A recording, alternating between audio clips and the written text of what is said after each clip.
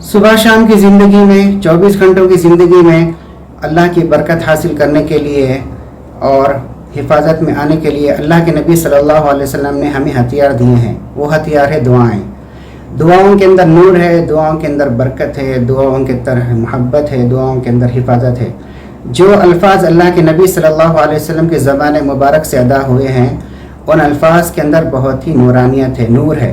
तो हमको इसका एहतमाम करना चाहिए कि मसनून दुआएं जो कुरान और हदीस में सुबह और शाम के लिए आई हैं उनका पढ़ने का एहतमाम किया जाए। ये मांगना है, अल्लाह के सामने गिड़गिड़ाना है, जलील होना है।